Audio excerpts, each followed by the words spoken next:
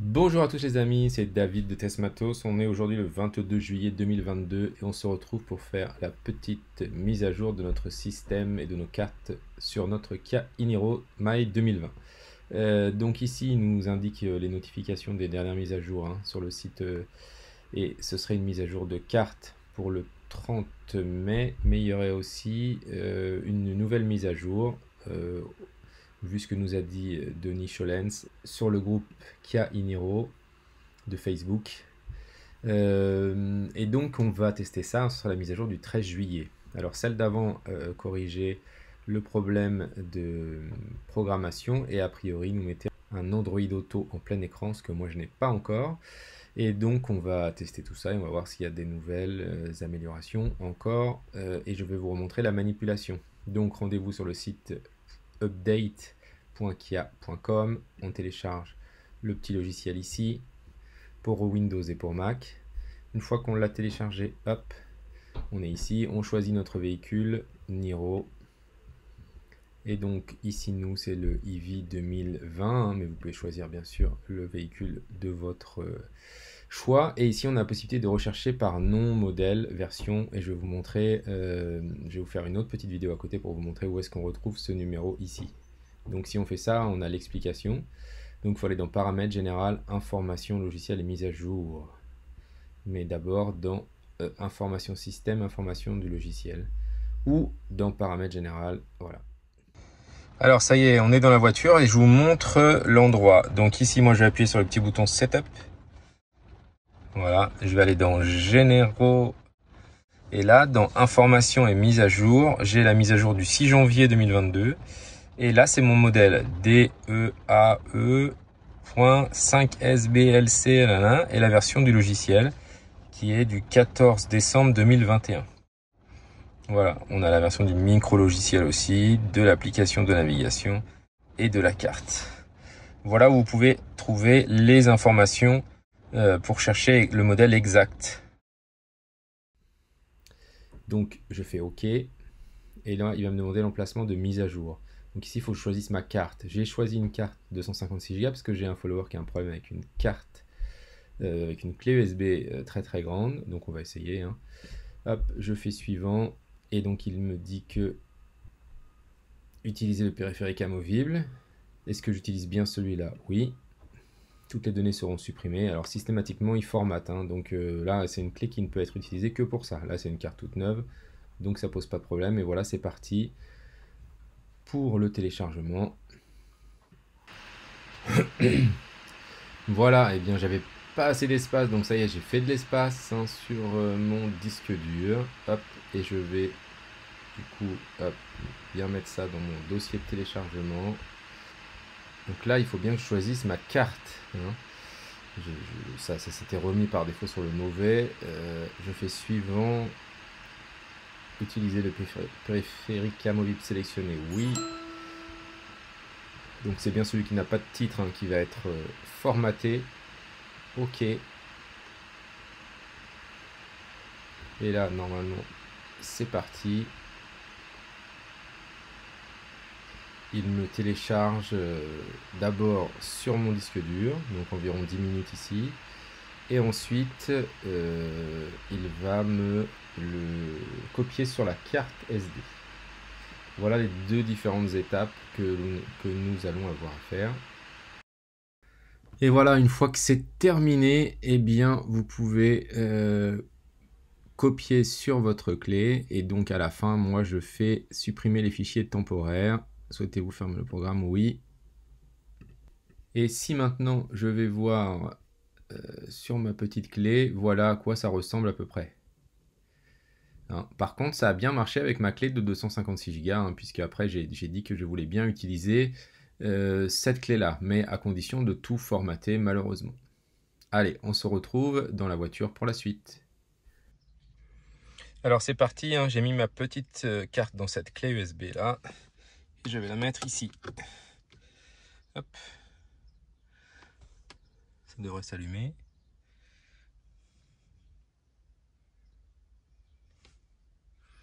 Lecture du périphérique en cours. Là, il me propose de faire la mise à jour, maintenant ou plus tard. Donc là, c'est bien la mise à jour du 13 juillet 2022. Donc il y a bien un bug sur leur site. Donc je vais faire démarrer. Le moteur est un risque de décharger la batterie. Veuillez laisser le moteur tourner. Donc, je vais démarrer la voiture pour faire la mise à jour. Oui. Et je démarre la voiture. Donc là, je vous rappelle, première étape, il vérifie les fichiers.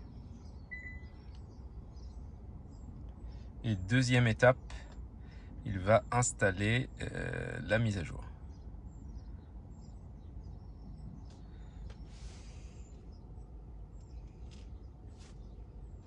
Donc là, je ne peux plus rien faire, bien sûr,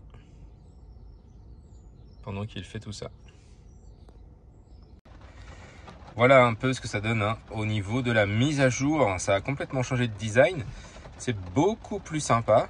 Et là, on est à 87% sur la phase de mise à jour du système.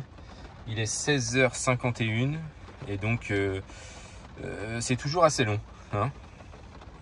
Mais ça fonctionne a priori, donc on se retrouve bientôt. Là, on est bientôt arrivé à la fin. Donc je vous rappelle, on est obligé de laisser la voiture en route. Voilà. Pour qu'il réalise la mise à jour. On va se faire la fin ensemble puisqu'il ne reste plus que 80. On est à 91%.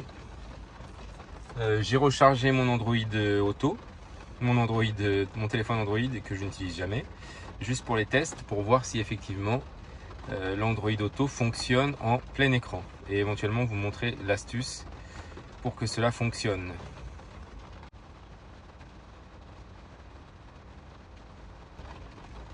Et voilà, donc là le tableau de bord redémarre.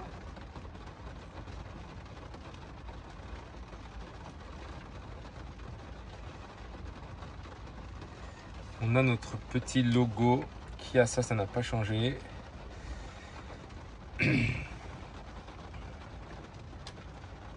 16h53.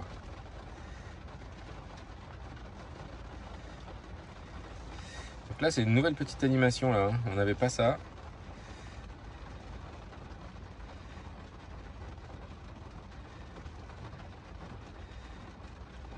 Alors, un petit peu plus présent.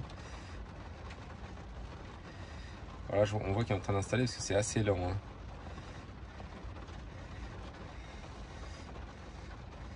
D'habitude c'est beaucoup plus réactif, là c'est devenu, voilà. Et donc là, voilà, ça c'est bien ça, il nous met effectivement quel est le logiciel et éventuellement la possibilité de scanner ce petit QR code. Alors le détail des nouveautés. Alors lorsque vous recherchez une destination, vous pouvez vérifier et sélectionner le type d'itinéraire que vous souhaitez utiliser un écran le plus rapide, le moins cher. Alors avec des prix des bornes, non ça m'étonnerait. Comparer les distances et la durée du trajet en un coup d'œil. Si vous appuyez le bouton plus de l'itinéraire sur l'écran aperçu, les itinéraires s'affichent. Donc ici, ça on avait déjà, mais on n'avait pas économique, voilà. On n'avait pas ça. Si la reconnaissance vocale est activée pendant l'utilisation de la carte, s'affiche sur un double écran. Du coup, ça se met en surbrillance par-dessus. Nouvelle voie de la reconnaissance vocale. Donc ça, je pourrais vous mettre si ça vous intéresse. Voilà les infos. Mais on n'a pas plus d'infos que ça. Alors j'irai voir quand même après ce que ça donne sur le petit QR code, mais je pense qu'on va tomber exactement sur la même chose. Je reviens ici, je vais aller dans Eevee et je vais voir, là ça a sauté déjà. Hop. Donc je vais reprogrammer ma petite charge à 2 heures. Bon, j'ai l'habitude maintenant. À 6 heures, uniquement en heure creuse. Perdu. Moi je veux uniquement en heure creuse. Voilà. Et maintenant on va voir au bout de combien de temps ça saute. Et donc je vous mettrai un petit commentaire épinglé sous la vidéo pour vous dire effectivement si ça a sauté. Là je suis bien en on. Ok. On va juste regarder un petit itinéraire. Navigation. Ah ouais, là j'ai appuyé un peu longtemps. Navigation. Si je fais rechercher et que je me fais un petit hier les palmiers. Hier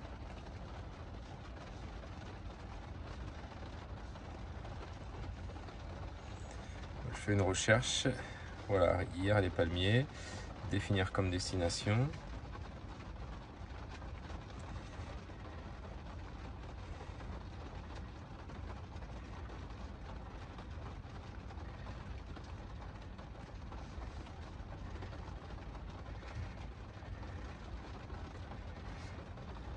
Donc batterie insuffisante. Liste. Donc ça c'est les proches de la position actuelle sur l'itinéraire. Voilà, aucun résultat disponible donc sur mon itinéraire, alors qu'il y en a un. Alors effectivement, il faut sortir un petit peu, hein, mais ça c'est toujours pas efficace. Alors, sur le côté, j'ai l'impression qu'il y a un petit changement de design, mais pas vraiment.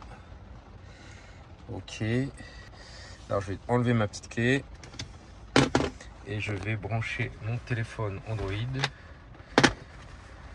Alors je vous ai dit plusieurs minutes de test, hein. Eh bien avec mon vieux téléphone Android, je n'ai pas réussi à avoir l'Android Auto en plein écran, alors qu'a priori c'est possible. J'ai vu plusieurs photos ou vidéos qui nous montraient ça sur les forums, mais moi je n'ai pas réussi à le reproduire. J'ai réussi uniquement à avoir du 2/3 comme avant. Si vous avez réussi, n'hésitez pas à nous mettre la marque de votre téléphone directement dans les commentaires de la vidéo. Et du coup, je vais me pencher mon prochain test que vous ne connaissez pas encore, mais c'est ça, le CarLink que je vais poser ici et que je vais brancher. Voilà. Et là, c'est reconnu comme un Android, comme un Apple CarPlay, pardon. Donc ça va apparaître ici dans projection du téléphone. Je vous mets un lien directement dans la description de la vidéo pour que vous puissiez le commander. Voilà. Et j'ai mon système qui est là. Donc là, moi, j'ai demandé à ce qu'il me lance mon Apple CarPlay sans fil. Alors, comme je suis en train de filmer, c'est pareil. Là, j'ai jamais fait, hein, donc je sais pas ce que ça va donner.